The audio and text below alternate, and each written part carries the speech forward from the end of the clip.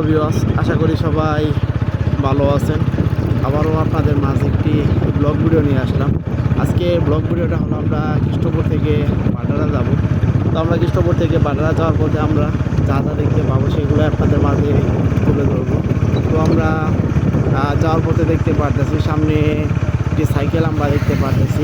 একটি ছোটো সাইকেল দিয়ে কত সুন্দর করে তিনজন তারা যাইতেছে, আপনারা দেখতে পারতেছেন। অনেক স্পিডের সামনে দিকে চলে গেল।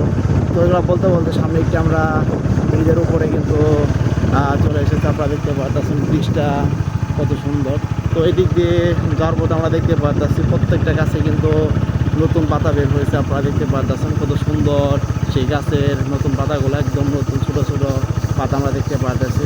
তো যাওয়ার পথে আমরা আরও দেখতে পারলাম যে রাস্তার পাশে তাদের প্রয়োজনীয় জিনিসগুলো কত সুন্দর করে তারা প্লাস্টিকের চারার সাহায্যে তারা ঢেকে রেখেছে, যাতে রোদে বৃষ্টির কারণে না ভিজতে পারে।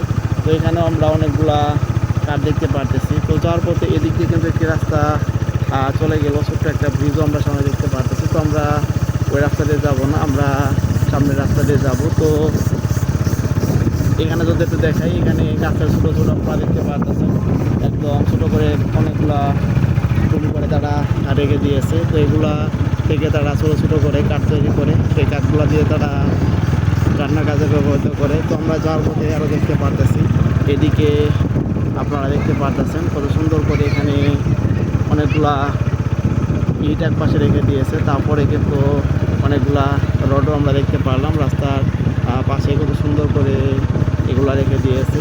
তো সামনে যদি একটু দেখে আপনাদেরকে, সামনে একটি গাড়ি কত সুন্দর করে বাস দিয়ে গাড়িটা করতেছে। তারপরে এতক্ষণ পর্যন্ত যারা আমার ব্লগ চ্যানেলে ব্লগ ভিডিওটা দেখলেন তারা অবশ্যই আমার চ্যানেলটি সাবস্ক্রাইব করবেন, শেয়ার করবেন। আবার দেখা হচ্ছে আপনাদের মাঝে পরবর্তী কোনো ব্লগ ভিডিও নিয়ে।